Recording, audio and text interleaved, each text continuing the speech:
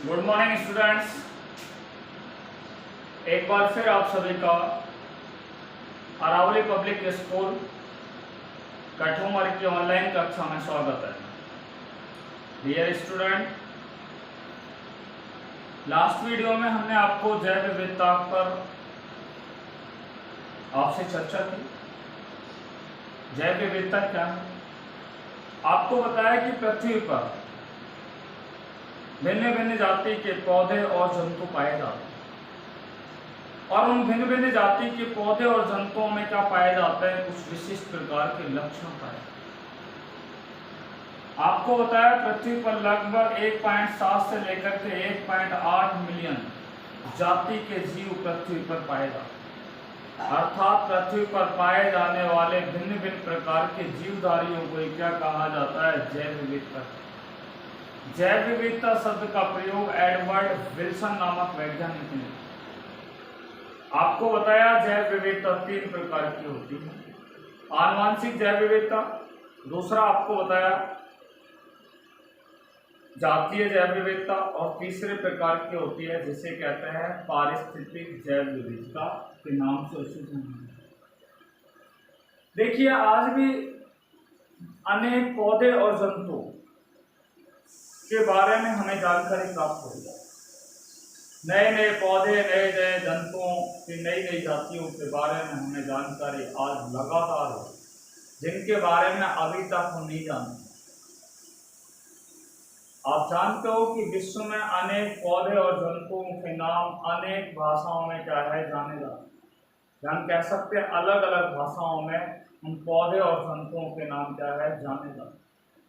इसलिए आज विश्व स्तर पर क्या किया जा रहा है कि उन पादप और जंतुओं का, ठीक है, एक ही नाम हो, ताकि पूरे विश्व के अंदर क्या है, उनका मानक नामकरण किया जाए।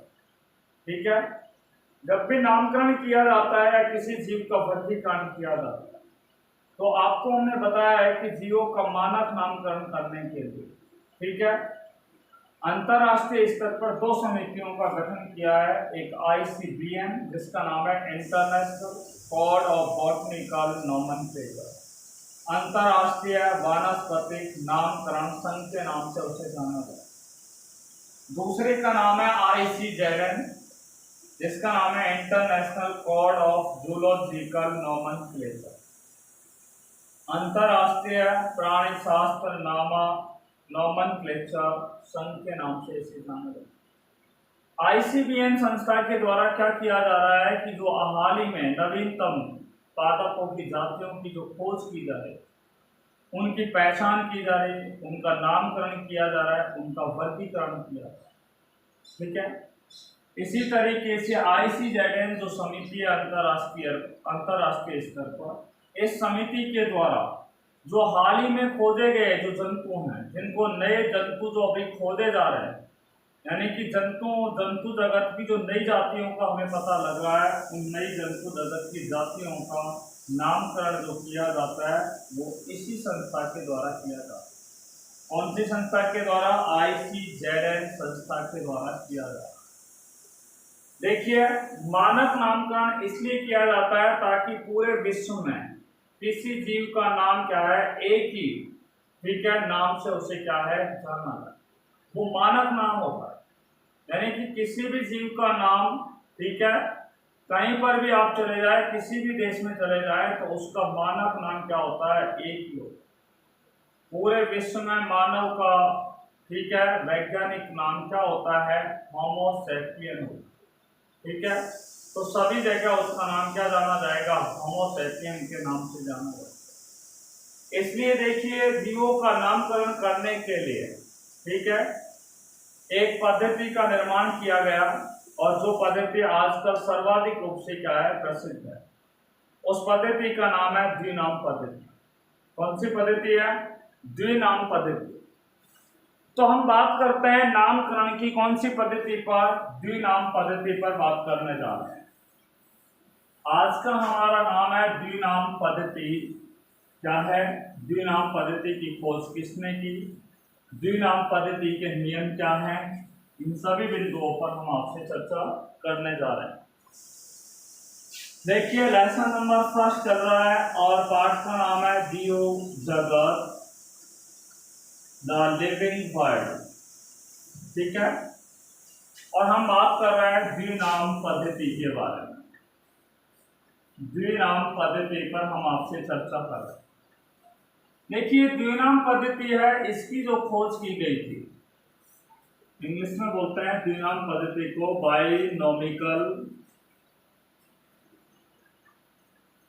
बाइनोमिकल सिस्टम के नाम से इसे क्या है जाना जाता है। द्विनाम पद्धति की जो डिस्कवरी की गई थी, खोज की गई थी, वो एक वैज्ञानिक थे जिनका नाम था गास्पर्ड बाहिन। गास्पर्ड बाहिन नाम के वैज्ञानिक ने, गास्पर्ड बाहिन नाम के वैज्ञानिक थे जिन्होंने क्या है सबसे पहले इस द्विनाम पद्धति की क्या की थी, खोज की थी। द्विनाम पद्धति की खोज किसने की थी? गास्पर्ड बाहिन नाम के वैज्ञानिक ने। इन्होंने एक पुस्तक लिखी गास्पर्ड बाहिन ने, उस पुस्तक का नाम है पिनॉक्स। और इन्होंने पिनॉक्स नाम की जो पुस्तक है, उस पिनॉक्स नाम की पुस्तक के अंदर, ठीक है, द्विनाम वर्गीकरण पद्धति का क्या है उल्लेख किया। द्विनाम वर्गीकरण पद्धति का उल्लेख गास्पर्ड बाहिन ने अपने पुस्तक किसमें किया है? पिनॉक्स नामक पुस्तक में किया है, ठीक है। आपको मैं बता दूं 1758 के अंदर एक दूसरे वैज्ञानिक हुए जिनका नाम था कैरोलस लीनियस। क्या नाम है वैज्ञानिक का? Carolus Linnaeus. 1758 में कैरोलस लीनियस नाम का जो वैज्ञानिक था, इन्होंने क्या है अपनी पुस्तक सिस्टेमा नेचुरी, पुस्तक का नाम है सिस्टेमा नेचुरी।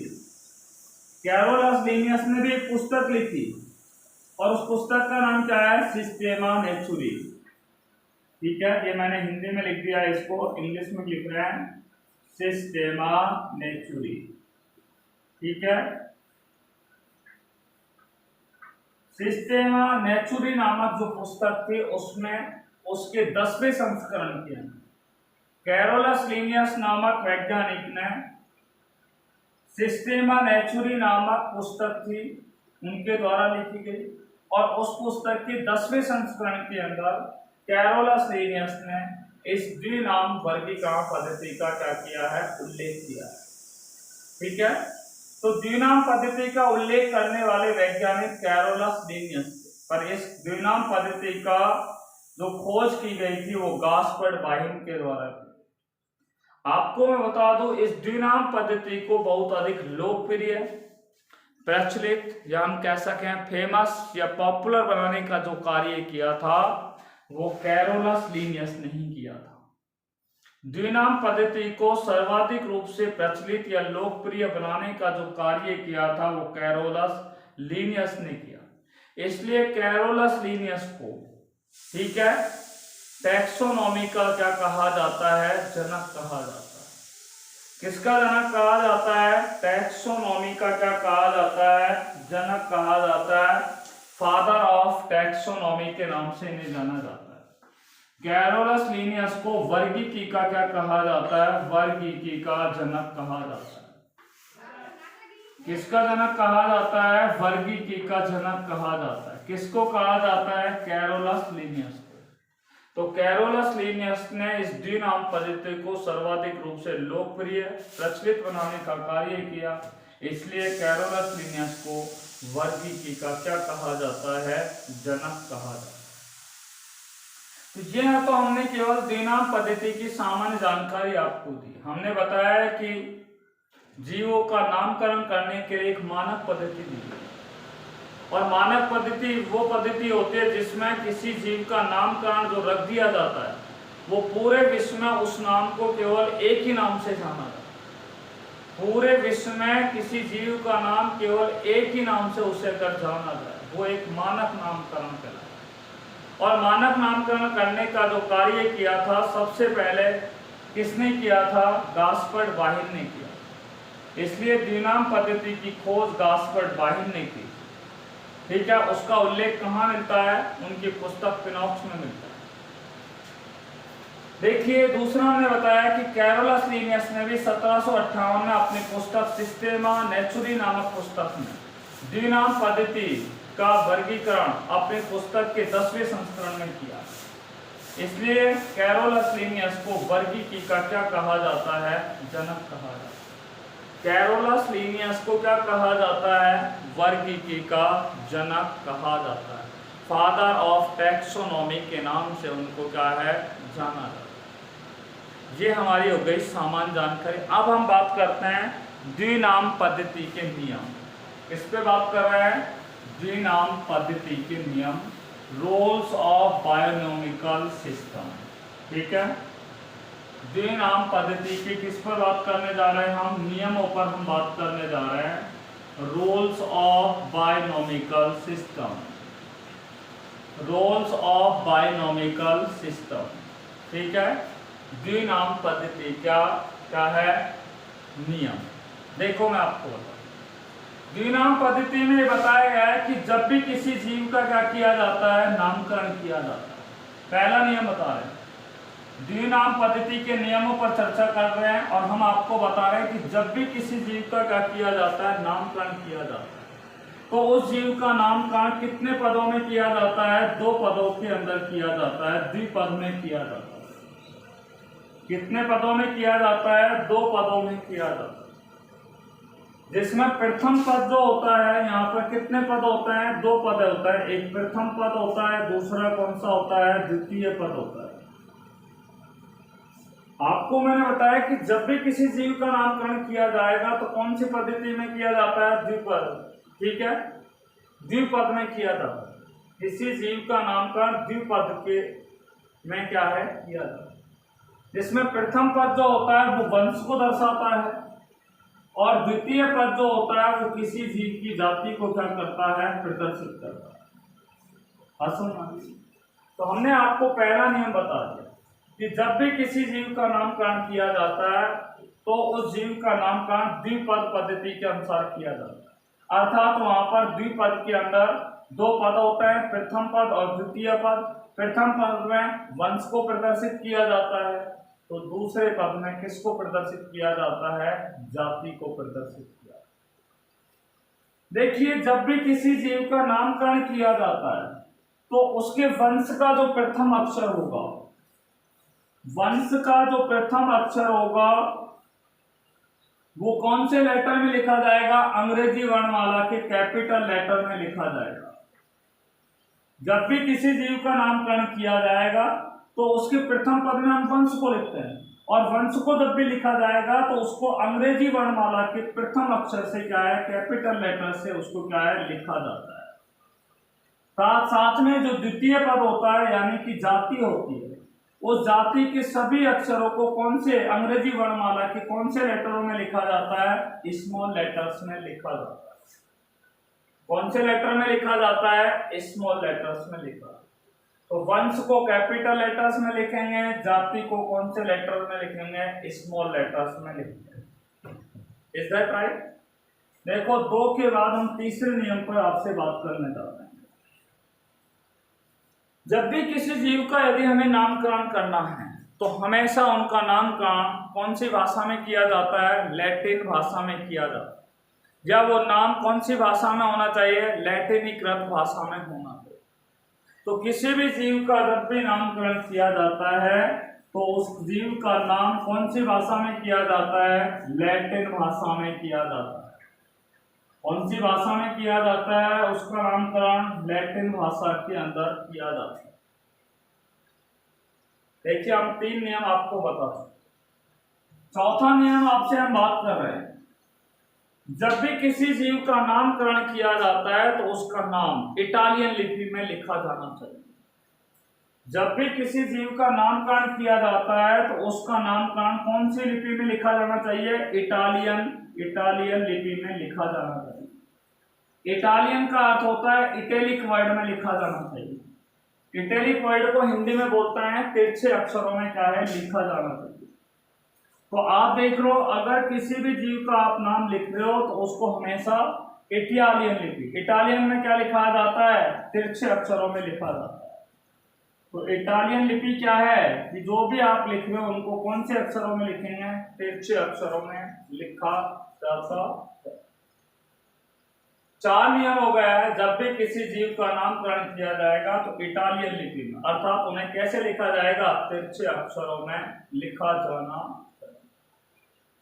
देखिए 5वें नियम पर हम बात कर रहे हैं।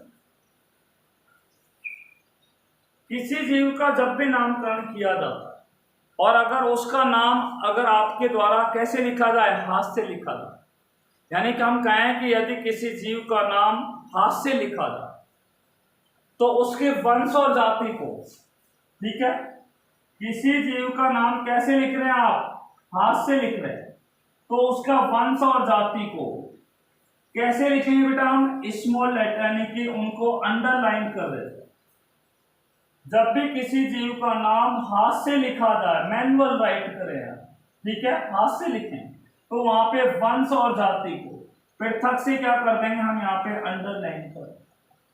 ये कौन सा नियम हो गया, 5। यहाँ पे एक बार फिर आपको रिपीट कर रहा हूं। पहला नियम, जैसे किसी जीव का नामकरण करना है तो हमें नामकरण उदाहरण से समझा रहा हूं पहले नियम को।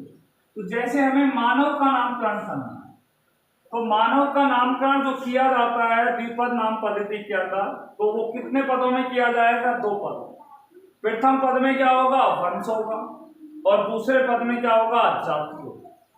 तो मानव का नामकरण किया तो प्रथम पद में तो हमने नाम लिख दिया होमो। ये होमो तो क्या हो गया बेटा, वंश, और दूसरा क्या है, सैपियंस। सैपियंस, ये सैपियंस क्या हो गई है, ये सैपियंस क्या हो गई है, जाति हो गई है, ठीक है।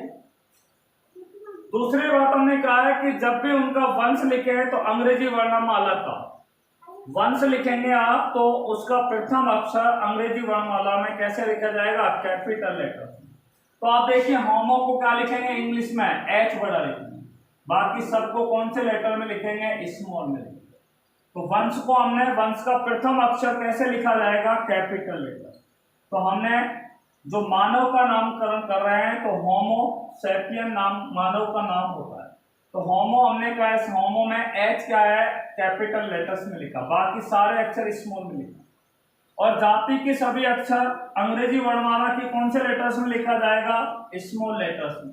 तो स्मॉल लेटर्स में हमने क्या लिख दिया, यहाँ पे सैपियन, क्या लिख दिया, सैपियंस लिख दिया, ऐसे ऐसे PIENS। ये दूसरा नियम हो गया।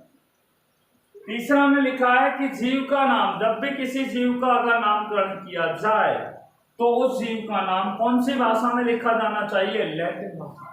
तो ये नाम हमने जो लिखा है यहाँ पे लैटिन भाषा में लिखा है, तो मानव का नाम लैटिन भाषा में हो गया आपका होमो सैपियन। तो नाम लिख दिया, पहले लिख चुके हैं हमने, तीसरे नियम का, और बताया हमने बाद में। चौथा नियम क्या होगा कि जब भी किसी जीव का नामकरण लिखा जाए, किसी जीव का नामकरण किया जाए तो उसको कौन से लिपि में लिखा जाना चाहिए, इटालियन लिपि में लिखा जाना चाहिए, अर्थात उन्हें कौन से अक्षरों में लिखा जाना चाहिए, तिरछे अक्षरों में लिखा जाना चाहिए। अब यहाँ हम तिरछे अक्षर, हमारी हैंडराइटिंग ऐसे नहीं कि हम तिरछे उन अक्षरों को बना, कंप्यूटर से है तो हम क्या है उनको इटैलिक बना सकते हैं, ठीक है, मोबाइल से भी इटैलिक बना सकते हैं, ठीक है, परंतु यहाँ पे इटालियन लिपि में उनको कैसे लिखा जाएगा, तिरछे अक्षरों में लिखा जाएगा। 5वां नियम मैंने बताया, वंश और जाति। जब भी किसी जीव का नाम हाथ से लिखा जाए तो हमने ये नाम कैसे लिखा है, हाथ से लिखा है, और जिन जीवों का नाम अगर हाथ से लिखा जाए तो उसका वंश, ये वंश है, और ये क्या है, उसकी जाति है। तो वंश और जाति को, ठीक है, अगर आप हमने हाथ से लिखा है तो उसके नीचे क्या करते हैं, हम पृथक पृथक क्या कर देंगे, अंडरलाइन कर देंगे, ठीक है, ऐसे दोनों के बीच में पृथक पृथक अंडरलाइन होगी। तो वंश के और जाति के क्या कर देते हैं, पृथक से क्या कर देते हैं, उन्हें रेखांकित कर दिया। यहां से इनको हमने दोनों को पृथक से क्या कर दिया है, रेखांकित कर दिया। Just now we have studied about the 5 rules of binomial system, ठीक है। तो द्विनाम पद्धति के 5 नियम हो गए। छठे नियम पर हम आपसे बात करने जा रहे हैं। देखिए छठा नियम क्या है। देखिए किसी जीव का नाम, ठीक है, किसी जीव का वंश का नाम या जाति का नाम, वंश का या जाति का, किसी जीव के वंश का नाम या जाति का नाम।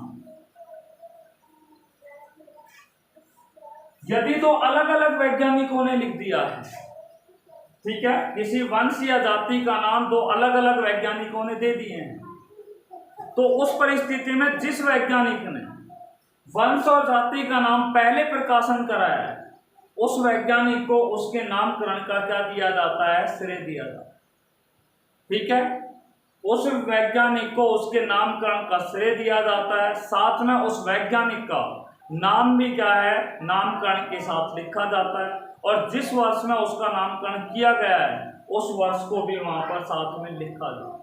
जैसे टीनिया सोलियम, मैं यहाँ ऊपर लिख रहा हूं, यहाँ टीनिया देखो, टीनिया लिख दिया वंश, अलग से मैंने अंडरलाइन लिख दिया क्योंकि मैंने हाथ से लिखा, और ये लिख दिया हमने सोलियम। ठीक है, सोलियम, ये भी अंडरलाइन कर दो। यहाँ पे हम लिखेंगे, इसके साइड में जगह नहीं है इसलिए हम लिखेंगे लीनियस, और कौन से वर्ष में किया है, 1758 में किया, तो हमने लिख दिया 1758। चलो यहाँ पे जगह नहीं है, मैं यहाँ पे लिख रहा हूं टीनिया सोलियम। ठीक है, क्या लिख दिया, टीनिया सोलियम, हाथ से लिखा है तो अंडरलाइन कर दिया, वंश को और जाति को हमने पृथक पृथक अंडरलाइन किया।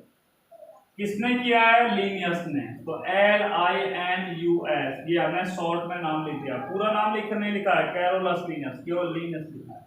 और कब किया, 1758। तो हमने ये बोला है कि जब किसी वंश या जाति का नामकरण भिन्न भिन्न वैज्ञानिकों के द्वारा कर दिया जाए, तो जिस वैज्ञानिक ने वंश और जाति का प्रकाशन पहले कराया होता है, उस वैज्ञानिक को ही उसकी वंश और जाति के नामकरण का श्रेय दिया जाता है।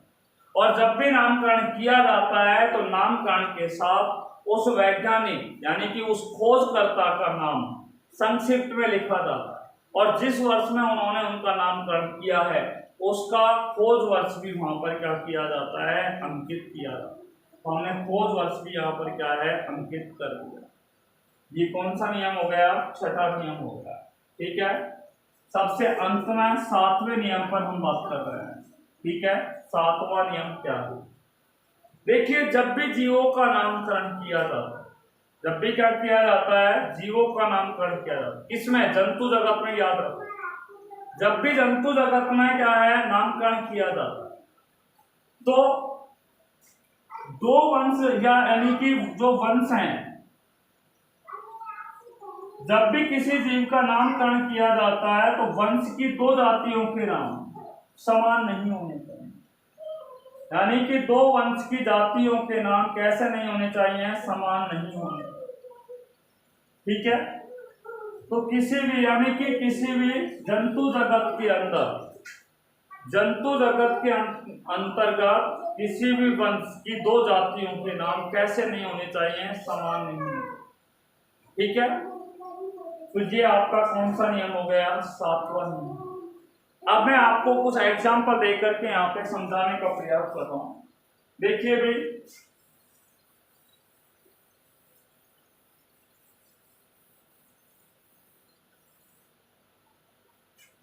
जैसे नारियल का नाम आपको मैं लिखता हूं, नारियल। देखिए, नारियल का नाम होता है लैटिन भाषा में न्यूसीफेरा कोकस, न्यूसीफेरा कोकस। ठीक है, ये लैटिन भाषा में नाम है। तो मैंने आपको बोला कि सबसे पहले किसी भी जीव का नामकरण किया जाता है तो लैटिन भाषा में किया जाता है, मैंने 3 नंबर पे लिखा है।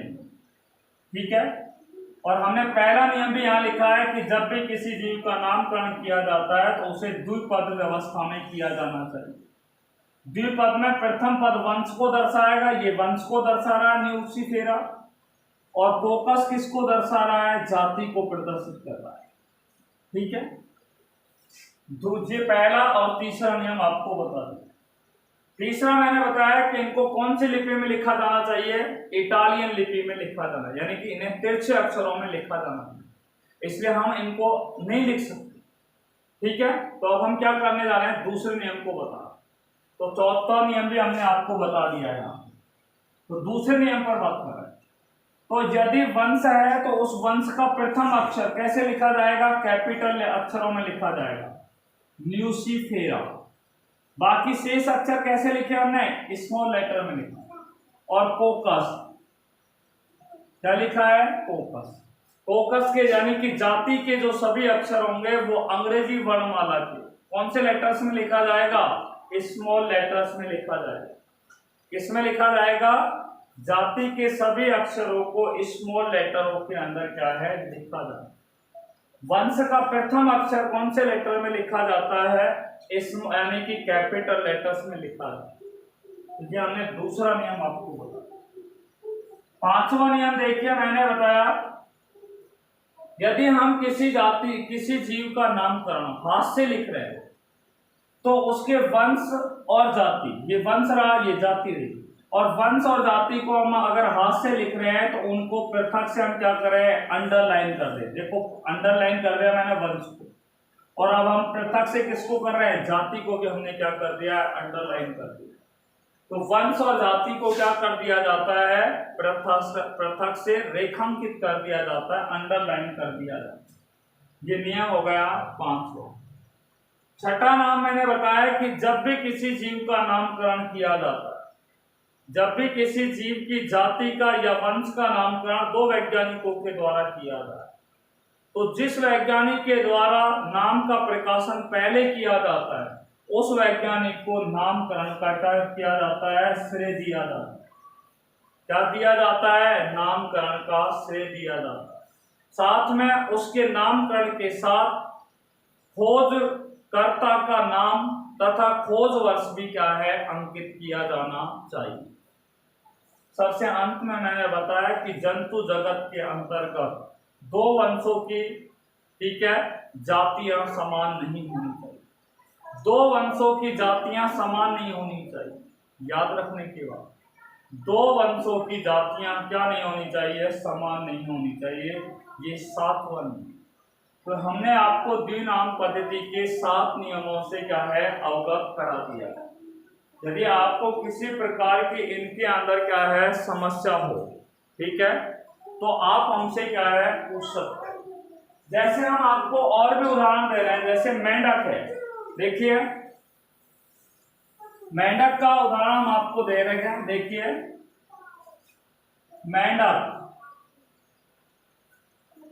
मेंढक का वैज्ञानिक नाम होता है राना टिग्रीना। तो राना टिग्रीना क्या है? कौन सी भाषा में लिखा है हमने? ये राना टिग्रीना कौन सी भाषा में? ये लैटिन भाषा में, ठीक है। अब क्या है? इनका नामकरण कौन से पदों में किया? 2 पदों में। ये प्रथम पद हो गया, ये द्वितीय पद हो गया। प्रथम पद में मैंने बताया वंश को लिखा जाएगा, द्वितीय पद में किसको लिखा जाता है? जाति को लिखा। तो जब इन वंश और जाति को अंग्रेजी भाषा में लिखा जाता है तो वंश को जब अंग्रेजी वर्णमाला में लिखा जाएगा तो उसका प्रथम अक्षर कैसे लिखा जाएगा? कैपिटल लेटर्स में लिखा जाएगा। तो वंश में हमने राणा को कौन से अक्षर में लिख दिया है? Capital letter. और जाति क्या है? टिग्रीना। तो टिग्रीना के सभी अक्षरों को, यानी कि जाति के जितने भी अक्षर होंगे, ठीक है, उन्हें अंग्रेजी वर्णमाला के कौन से लेटर्स में लिखा जाएगा? स्मॉल लेटर्स में लिखा जाएगा, ठीक है। चौथा मैंने बताया कि इटालियन लिपि में इन्हें लिखा जाना चाहिए, तिरछे अक्षरों में लिखा जाना चाहिए। पांचवा हमने बताया कि वंश और जाति को अगर आपने हाथ से लिखा है तो उनको हम क्या है? पृथक से क्या कर देते हैं? रेखांकित कर देते हैं। ये रेखांकित कर। और लास्ट मैंने बताया कि किसी भी जीव का अगर नामकरण, ठीक है, एक किसी भी जाति का या वंश का नामकरण एक से अधिक अगर वैज्ञानिक करते हैं, ठीक है, तो जिस वैज्ञानिक ने उनका नामकरण का प्रकाशन सर्वप्रथम किया उस वैज्ञानिक को उसके नामकरण का क्या किया जाता है? श्रेय दिया जाता है। तथा नामकरण करने वाले वैज्ञानिक का नाम संक्षिप्त में लिखा जाता है और जिस वर्ष में उन्होंने खोज किया वो नाम भी क्या है? वहां पे, यानी कि खोज वर्ष भी वहां पर क्या किया जाता है? अंकित किया जाता है, ठीक है। देखिए तो हमने जैसे मेंढक का बता दिया, जैसे आपको बता दें खरगोश, खरगोश का वानस्पतिक यानी कि सॉरी वैज्ञानिक नाम होता है ऑरेक्टिलेगस क्यूनिकुलस। ठीक है। मोर का होता है पैवोक्रिस्टेशियस। मोर का क्या होता है? पैवोक्रिस्टेशियस। मोर का भी मैंने लिख दिया है पैवोक्रिस्टेशियस। देखिए नाग का जो कोबरा सांप होता है उसका नाम होता है नाजास होता है। किसका होता है? ये कोबरा सांप का होता है। किसका होता है? कोबरा सांप का होता है। जैसे मैं आपको बता दूं और भी एग्जाम्पल है, जैसे चूहा है जिसका नाम है रट्टस। मूंगफली का है एराकिस हाइपोजिया। मूंगफली का नाम क्या है? एराकिस। मूंगफली का वानस्पतिक नाम है एराकिस हाइपोजिया। एराकिस हाइपोजिया के नाम से उसे जाना है। ठीक है। खजूर का जो पौधा है उसका वानस्पतिक नाम होता है, देखिए खजूर का जो पौधा होता है उसका नाम होता है लैक्टोनिक्स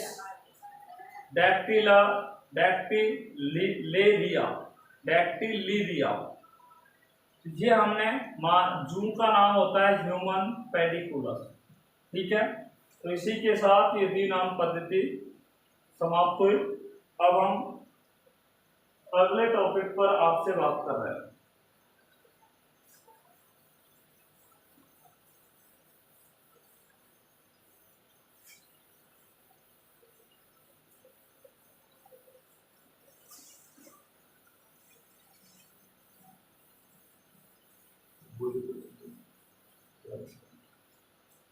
हाँ भाई, अगला हमारा टॉपिक है वर्गीकी क्या है।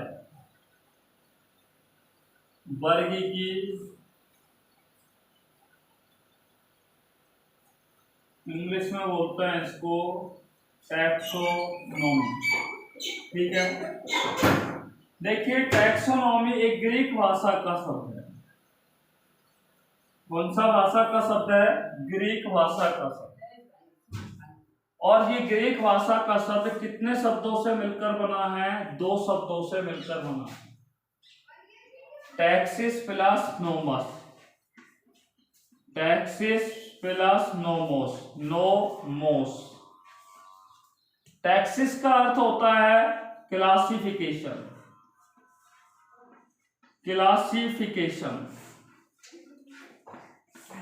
और नोमोस का अर्थ होता है रूल।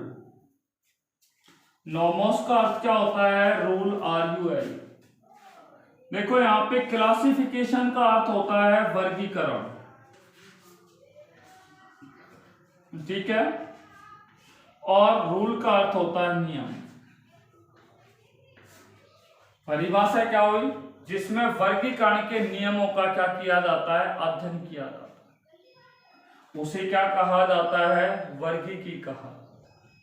जिसमें वर्गीकरण के नियमों का अध्ययन किया जाता है उसे क्या कहा जाता है? वर्गीकी कहा जाता है। अभी मैंने बताया आपको कि कैरोलस लिनियस को वर्गीकी का क्या कहा जाता है?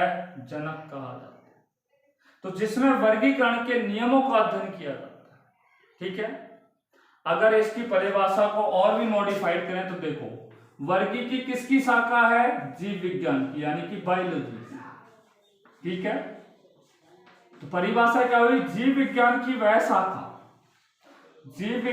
वह शाखा जिसके अंतर्गत विभिन्न प्रकार के जीवों के वर्गीकरण के नियमों का क्या किया जाता है? अध्ययन किया जाता है। तो वर्गीकरण के नियमों का जब अध्ययन किया जाएगा तो और क्या किया जाएगा? तो वर्गीकरण के नियमों में जीव को क्या किया जाएगा? पहचाना जाएगा। जीव के लक्षणों का बारे में जानकारी प्राप्त की जाएगी। उसके अलावा किसका किया जाएगा? जीव का क्या किया जाएगा? नामकरण किया जाएगा। ठीक है। नामकरण के पश्चात क्या किया जाएगा, उसका वर्गीकरण किया जाएगा। तो परिभाषा और भी मॉडिफाइड हो गई है। जीव विज्ञान की वह शाखा जिसके अंतर्गत वर्गीकरण के नियम, ठीक है, जीवों के वर्गीकरण के नियम, उनकी पहचान, लक्षण, नामकरण और वर्गीकरण का क्या किया जाता है, अध्ययन किया जाता है, उसे क्या कहा जाता है, वर्गीकी कहा जाता है। डियर स्टूडेंट, नेक्स्ट क्लास में हम वर्गीकरण पर चर्चा करेंगे कि वर्गीकरण क्या होता है। ठीक है, वर्गीकरण, वर्गीकी किस किस आधार पर किया जाता है।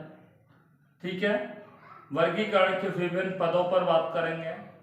ठीक है, till then all of you take care bye corona, be safe, be happy, thanks very much.